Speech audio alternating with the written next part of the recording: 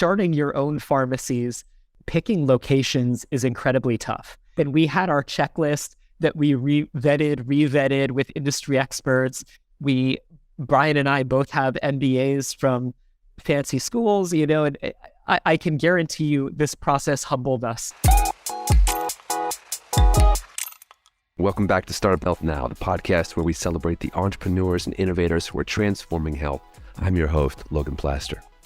My guest this week is Andrew Garza, co-founder of Lifestores Healthcare. I first met Andrew and his co-founder Bryan Mezue a few years back when they were launching their business in Lagos, Nigeria. At the time, their focus was on creating a chain of tech-enabled pharmacies, and by doing so, the idea was to create an accessible avenue for primary care in one of the fastest-growing cities in the world. Fast forward a few years, and they've done a couple key things which we'll cover in our interview. They've layered on top of the pharmacy business a platform for drug procurement and logistics, and they've raised a $3 million pre-Series A, which will allow them to expand in exciting ways.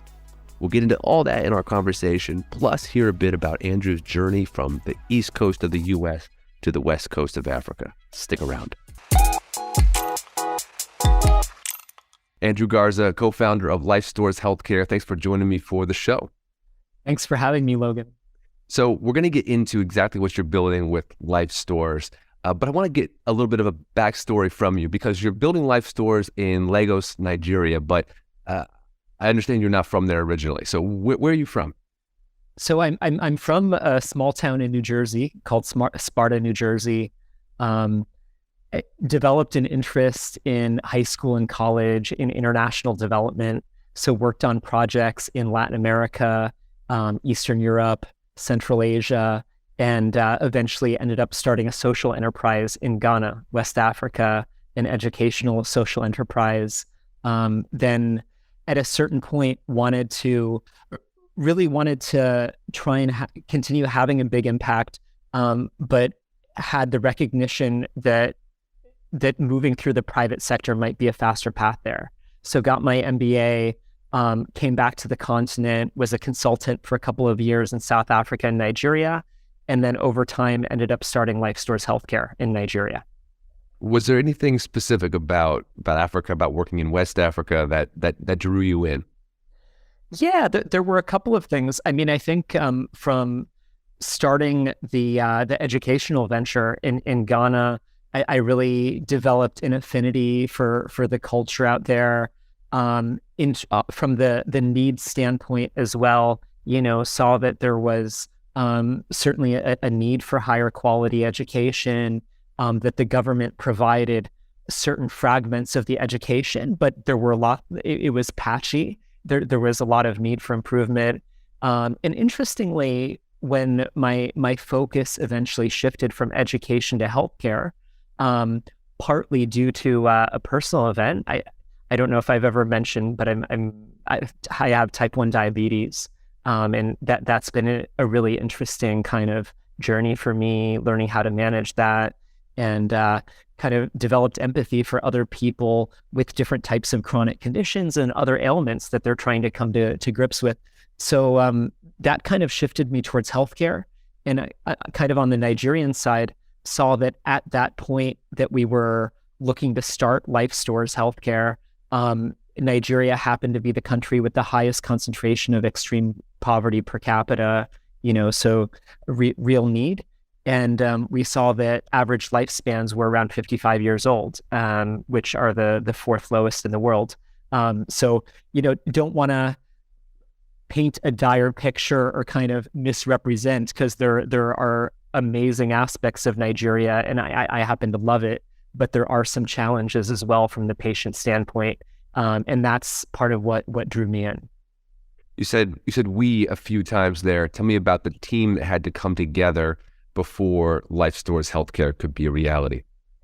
So I ended up starting Lifestores with a couple of people. My co-founders are Bryan Mezue and pharmacist Ken Ahotu, who are both Nigerian, and pharmacist Ahotu is actually Bryan's uncle. But they really come from a healthcare family. Bryan's dad is a neurosurgeon, his mom's a nurse, brother's a doctor, so has kind of that healthcare family. And he spent a couple of years in business school studying how this concept from Clay Christensen of disruptive innovation could apply to healthcare in emerging markets. He also worked at Bain for a couple of years. So through our friends at Bain, we came together after I had already left, and it just absolute, one of these amazing kind of coincidences in the universe that two Bain guys, both interested in Nigeria, both with a pretty similar vision of using technology to disrupt the pharmacy space and the broader healthcare space. So it clicked pretty quickly, and we decided to start something together. And when was that? How many years ago? This was back in 2016. 2016. Okay, take us back there. I know the company has evolved. You went through COVID. You've raised funds, but take us back to that first year. I understand that you bootstrapped the business at first. What was it like, coming into Lagos? I understand you purchased a pharmacy. Just kind of take me through those first steps of starting up Lifestores. Absolutely. I mean, I think we started with a similar big picture to where we are now, which is that health in this healthcare system, on the one hand, you see a patient who faces a number of challenges. On the other hand, you have a very fragmented space, both on the supply chain side and then on the retail kind of healthcare provider side.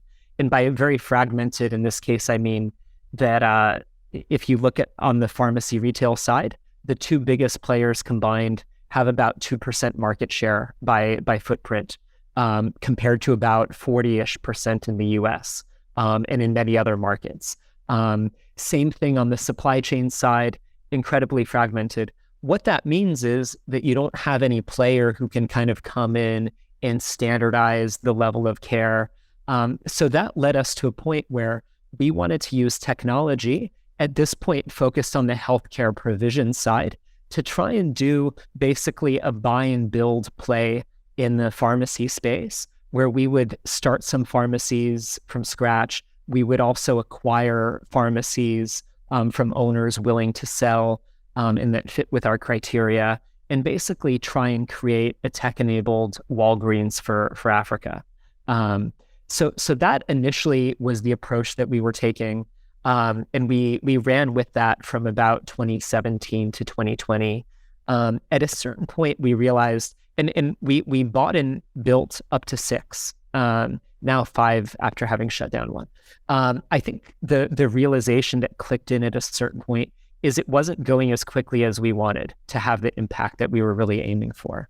And there are a few reasons that could be a whole conversation of its own. But part of what we saw through that journey as well is there were all kinds of issues on the back end that we faced as a business. Probably our number one pain point, our commercial pain point, apart from revenue generation, was on the back end with procurement. So we would have our team members, our pharmacists, spending something like 30-40% of their time on procurement, going to this long tail of suppliers, getting all kinds of different medications, very tough to predict when they're going to be in stock, when they're out of stock, in an environment where 20-40% of the medications are fake. And the stats there are not that reliable, but we know a lot are fake. So based on that insight, what we decided to do is test out this idea of building a marketplace, which is a fancy term in this case for a group purchasing program, where you're aggregating the procurement needs of hundreds of different hospitals and pharmacies, and using that as the basis to go negotiate with suppliers for the very lowest price possible, with technology playing the role of kind of the front end or the shingle, where people can come place their orders in a very easy to use way, easy search, functionality, all that. And then we also built the back end, so our supply chain team could use that, fulfill. Over time, we've also layered on embedded finance features, where we can use all the data from these transactions to really intelligently target credit to the healthcare providers that can absorb it, so that they can serve their patients even better. And we've also built in-house an ERP system that's designed specifically for the needs of pharmacies and hospital dispensaries in emerging markets. So offline capabilities, notifications of short-dated products, some quite niche things for pharmacies that we give for free to the pharmacies that are using the marketplace. So that's kind of what we've built today. And I think the broader vision is basically being the digital best friend to pharmacies and hospitals on the continent, and eventually using this platform to serve patients directly. Just to go back a second, that's fascinating. You said that you could do a whole show on the challenges that got in the way of scaling as quickly as you wanted, because a lot of our listeners are startups that want to scale. Can you name one of those for us? Yeah, sure. I mean, in this case, with the pharmacy chain, there were two big ones. So with starting your own pharmacies, picking locations is incredibly tough. And we had our checklist that we revetted with industry experts. Bryan and I both have MBAs from fancy schools, and I can guarantee you this process humbled us, like locating them. And then the other one is when we were making acquisitions, we found that there's not a very active market for buying and selling small businesses in Nigeria. And that meant kind of expectations around valuation for selling small businesses was not quite aligned with the market, what the market would buy for. So it was kind of tough. And those were the main reasons why. Okay, so now we're moving, the business has evolved. Have you maintained the pharmacies, or is this a full transition and upgrade to the new platform?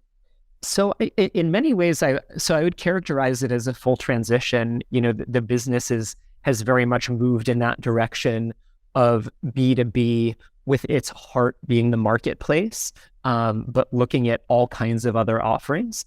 However, we still maintain the 5 pharmacies that we own as almost an R&D sandbox. Yeah. So for the ERP, for example, we've tested them first in our pharmacies before rolling them out, making sure that they're actually having that value add that we theoretically think they should before kind of unleashing it to the world.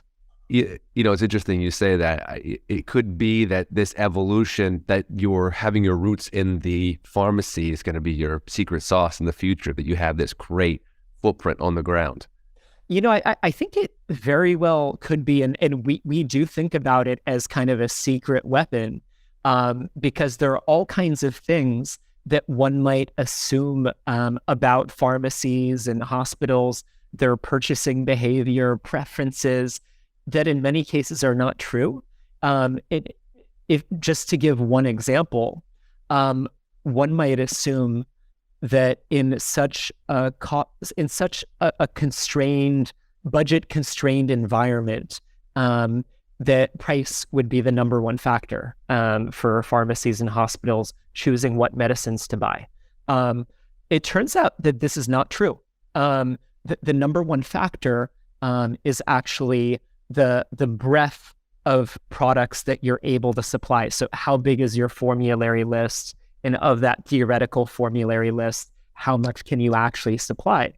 And once you get into it, the reason is actually logical. It's because of these budgetary constraints of the patient, it means that the average pharmacy hospital can't hire that many healthcare providers. So each of their time is very scarce and must be used in the best possible way, which is serving patients, not necessarily procurement. So we can save them time on procurement by offering that one-stop shop experience. But we only know that because we run the pharmacies. And then, a number of examples as well with kind of designing functions for the ERP or marketplace. I think we have an edge on some of the other players just in terms of knowing what to build first. Yeah, and yet if you had come into the market to build the platform first, you might not have thought to go through all that hard work of actually creating pharmacy locations. So that's really interesting. So part of the reason why we wanted to have this conversation is because you recently had awesome news about a pre-Series A fundraise. I think it was $3 million. Is that right? That's right. That's exactly right. So in October last year, we announced our pre-Series A, co-led by CFAO, which is the largest medication importer in Africa, which had recently started a corporate venture capital arm called Health 54. So we were the first investment of Health 54. The round was also co-led by Arua, with participation from some of our existing investors like Lion Bear. And really excited by the round. I think it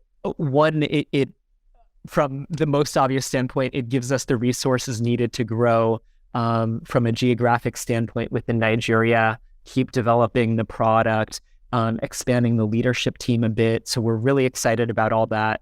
But beyond that, we've always tended to think about fundraising, and we've had the good fortune to be able to do this, to think about it in terms of getting partners, recruiting partners, just like with Startup Health. And you guys have added amazing value to us. With Health 54, I think what we've seen so far is they have an operating entity on the ground in Nigeria, as they do in many other countries in Africa. And we've been working really closely hand in hand, both kind of on the supply side and on the sales side, to look at, okay, what medications are we buying?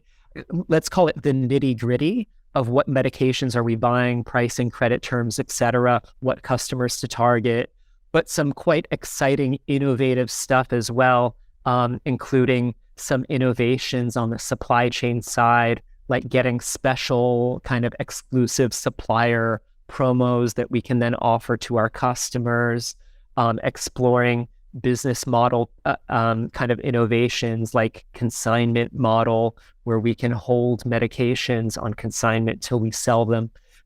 So we're experimenting with a range of offerings that we think ultimately will point in the direction of pharmacies and hospitals getting much better service for a critical area.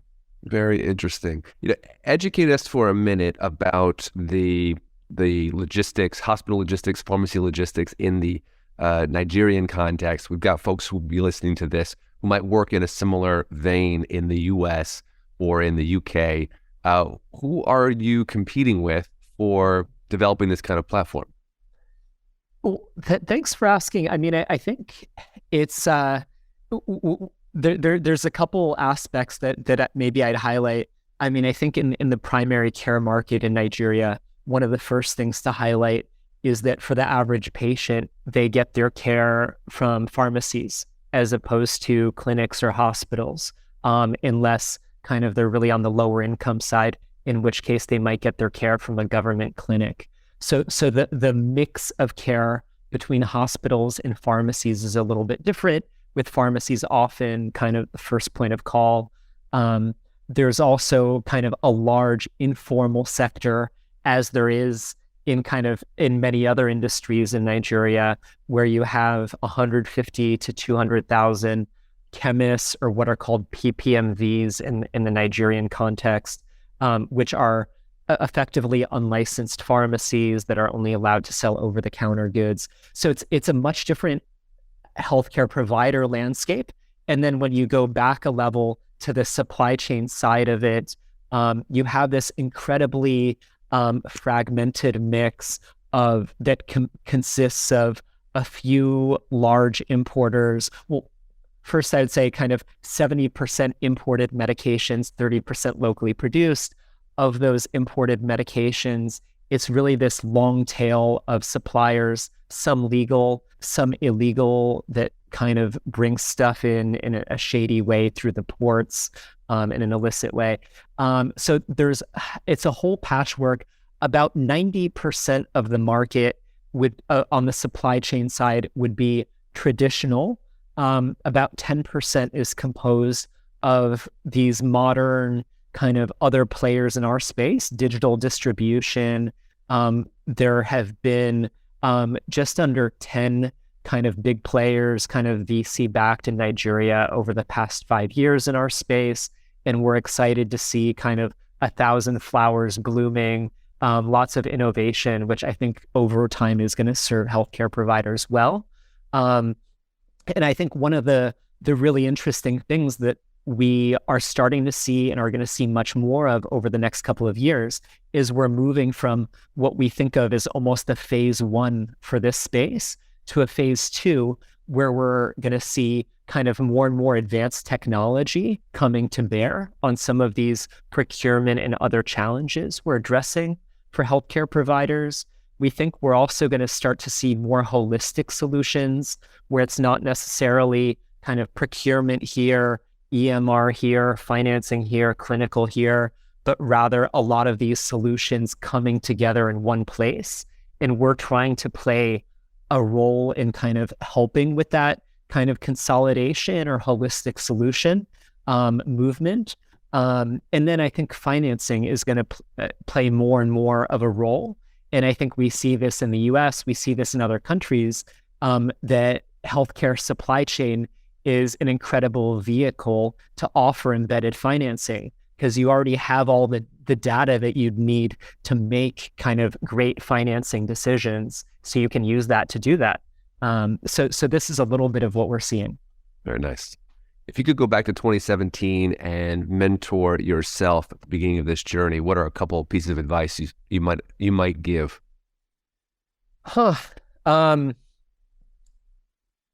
Well, I mean, I think maybe a couple things. One, each time we have hired kind of a new level of senior person to help us, I have been kind of scared out of my mind of like kind of running out of money or moving in that direction, but it has often worked out really well, and we've only done it when we felt the pinch. So we've never hired in kind of a, let the money fly type way. But that's been one lesson. Like you really do need to bring the right people on. And as soon as you can afford, you should try and do that.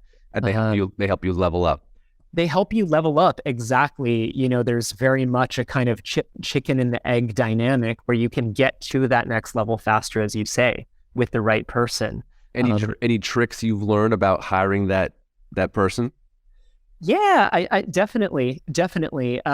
And, if you invite me back, this could be a whole podcast of its own. But a couple quick ones I would say is kind of one, that combination of some level of corporate experience, but some startup as well. The person really needs to be able to roll up the sleeves and get stuff done in addition to, producing slides or plans or what have you.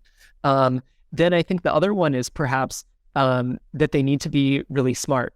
And in some ways that seems like an obvious one, but in cases where we have gone in that direction, we've been really happy. When you pair that, high degree of intelligence with, being really hardworking, sharing our values. And then I think lastly, just kind of that fit for mission and values, since in the end, in the early stages, someone else is going to be able to pay more for that incredible person. But if you can find people where this is the journey that they want to be going on anyway, and you're just a platform to enable that, I think all of you can have a great time. You can wake up every day working on a mission you want to work on. And then, of course, the monetary bit works out for everybody over time as well. Got it. Okay. Well, last question for you. What are you most excited about for the coming year? I think what I'm most excited about is to take kind of this offering that we have, which has already been getting a lot of traction, kind of 20% growth these last 3 months, and looking to continue these next couple months. So a lot of traction, just trying to keep scaling this up so that we can talk to more and more kind of pharmacists and doctor clients who tell us, wow, we're saving a lot more time. We're bringing the time spent on procurement from 40% closer to 20%, freeing up a lot more time to see patients. You're helping us cut costs by 10 to 20%. So we can use that money on other things and, make this business more financially sustainable in a tough time. So I'm just excited to keep increasing that impact. It's awesome. Andrew, it has been really exciting to watch your journey from near the beginning when you joined Startup Health and see the evolution of the product and how your origins really feed into what you're doing now and make it into this sort of super powered thing. So, and I love that you were able to fund that raise this last fall and take it to the next level. So, thanks for taking the time with me today, Andrew. Thanks so much, Logan. Grateful for startup health support from the beginning and your advice all along the way. All right. Keep up the great work, and we'll check back in soon. All right. Thanks, Logan. Take care. Thanks for listening to Startup Health Now. We'll be back again with another episode next week.